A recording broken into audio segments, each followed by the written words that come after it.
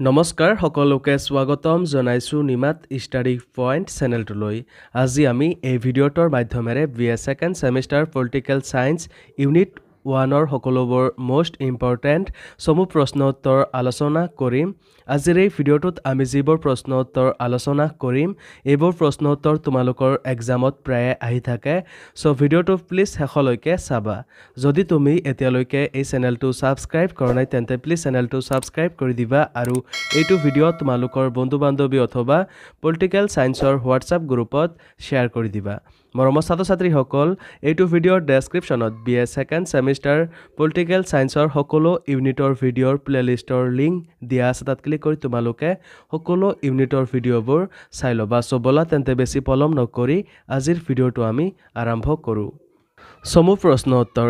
1 number প্ৰশ্ন, প্ৰস্তাৱনা কি? উত্তৰ, প্ৰস্তাৱনা হৈছে কোনো দেশ বা সংবিধানৰ আদৰ্শ লক্ষ্য আৰু উদ্দেশ্যসমূহৰ এক ঘোষণাপত্ৰ যাৰ মাধ্যমে দেশৰ মূল লক্ষ্য আৰু উদ্দেশ্য প্ৰকাশ পায়। 2 নম্বৰ প্ৰশ্ন, সংবিধান সভাৰ প্ৰথম অধিৱেশন কেতিয়া বহিছিল? এই অধিৱেশনৰ সভাপতি কোন আছিল? উত্তৰ, 1946 চনৰ 9 ডিচেম্বৰ তাৰিখে সংবিধান সভাৰ প্ৰথম অধিৱেশন বহিছিল। এই অধিৱেশনৰ সভাপতি আছিল ডক্টৰ সচ্চিদানন্দ সিংহ। মৰমৰ ছাত্ৰ ছাত্ৰীসকল, ভিডিঅ'টো আগবঢ়োৱাৰ আগতে এটা সুখবৰ। তোমালোকৰ বাবে আমি অতি কম মূল্যত মাত্ৰ 59 টকাত BA second semester political science complete question answer guide প্ৰস্তুত কৰিছোঁ, য'ত প্ৰতিটো ইউনিটৰ A to Z প্ৰশ্ন উত্তৰ বিশদভাৱে আলোচনা কৰা হৈছে। যিবোৰ প্ৰশ্ন উত্তৰ পঢ়িলে তোমালোকৰ পৰীক্ষাত 100% কমন পৰাটো নিশ্চিত। যোৱা বছৰ হাজাৰ হাজাৰ ছাত্ৰ ছাত্ৰীয়ে এই ই-বুকটো কিনিছিল আৰু তেওঁলোকে পৰীক্ষাত ভাল ফলাফল দেখুৱাবলৈ সক্ষম হৈছিল। তোমালোকেও যদি মাত্ৰ 59 টকাত এই ই-বুকটো পাৰচেছ কৰিব বিচৰা তেন্তে এইটো ভিডিঅ'ৰ ডেছক্ৰিপশ্যন বা পিন কমেণ্টত দিয়া লিংকত ক্লিক কৰি ই-বুকটো ডাইৰেক্ট ডাউনলোড কৰি লৈ লোৱা অথবা স্ক্ৰীণত দিয়া হোৱাটছআপ নাম্বাৰত আমাৰ টীমৰ লগত কণ্টেক্ট কৰি নিশ্চিন্ত মনে ই-বুকটো পাৰচেছ কৰি লৈ লোৱা। ধন্যবাদ। 3 নম্বৰ প্ৰশ্ন, কেশৱানন্দ ভাৰতী গোচৰৰ বিষয়ে চমুকৈ বৰ্ণনা কৰা। উত্তৰ, 1. কেশৱানন্দ ভাৰতী গোচৰ ভাৰতীয় সংবিধানৰ মূল গাঁথনিৰ সৈতে সম্পৰ্কিত এক গুৰুত্বপূৰ্ণ গোচৰ আছিল। 2. এই গোচৰৰ জৰিয়তে উচ্চতম ন্যায়ালয়ে সংবিধানৰ স্পষ্ট ব্যাখ্যা প্ৰদান কৰি সংসদক মূল গাঁথনি সংশোধনৰ ক্ষেত্ৰত সীমাবদ্ধতা আৰোপ কৰিছিল।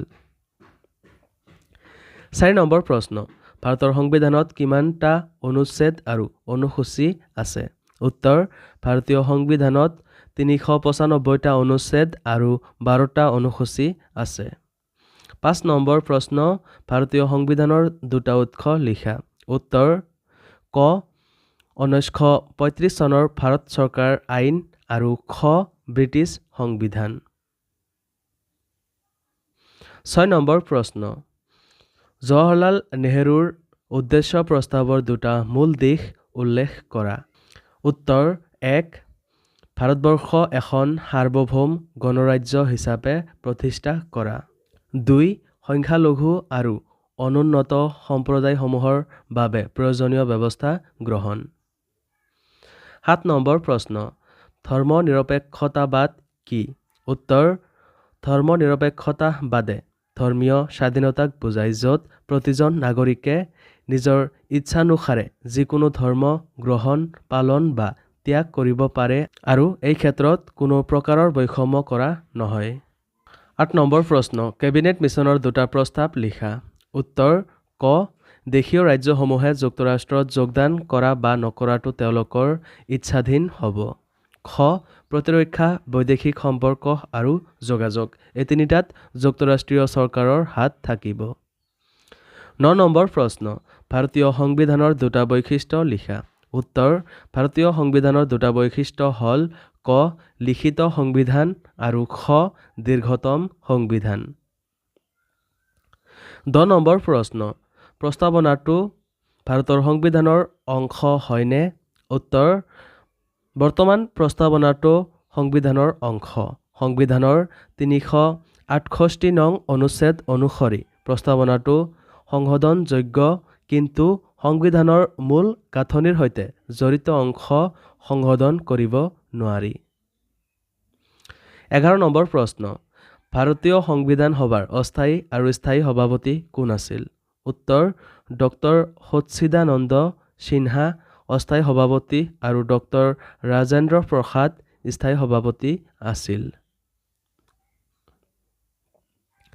12 নম্বৰ প্ৰশ্ন, ভাৰত চৰকাৰ আইন 1935 চনৰ দুটা বৈশিষ্ট্য লিখা।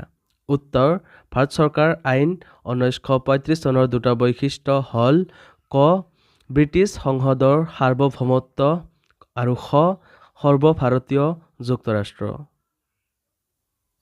13 নম্বৰ প্ৰশ্ন, ভাৰতীয় সংবিধানৰ দুটা মূল গাঁথনি উল্লেখ কৰা।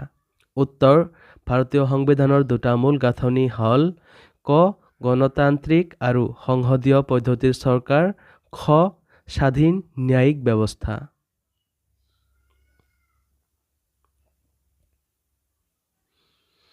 14 নম্বৰ প্ৰশ্ন, আগষ্ট প্ৰস্তাৱ কি?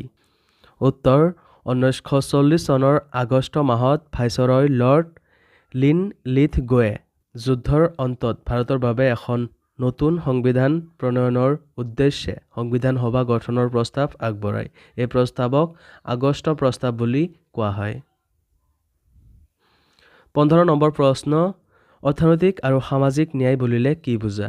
উত্তৰ, অৰ্থনৈতিক ন্যায় বুলিলে সমাজৰ সকলো শ্ৰেণীৰ লোকৰ মাজত সমান আৰ্থিক সুযোগ সুবিধা প্ৰদান কৰা আৰু ধনী দুখীয়াৰ ব্যৱধান হ্ৰাস কৰাকে বুজায়।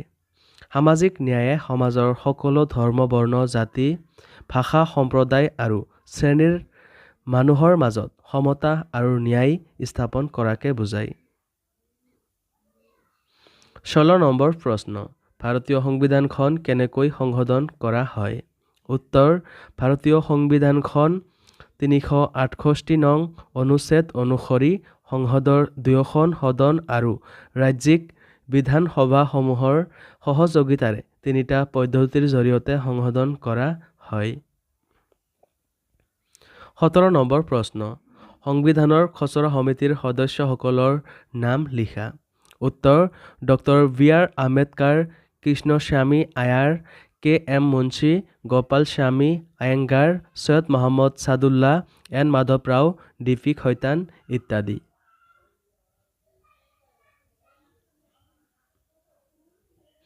18 নম্বৰ প্ৰশ্ন, ভাৰত স্বাধীনতা আইন 1947 চনৰ দুটা ধাৰা লিখা। উত্তৰ, ভাৰত স্বাধীনতা আইন 1947ৰ দুটা ধাৰা হ'ল ক, ভাৰতক দ্বিখণ্ডিত কৰা ভাৰত আৰু পাকিস্তান নামেৰে দুখন ৰাষ্ট্ৰ জন্ম দিয়া হ'ব। খ, প্ৰত্যেকখন স্বায়ত্তশাসিত ৰাষ্ট্ৰৰ বাবে এজনকৈ গভৰ্ণৰ থাকিব।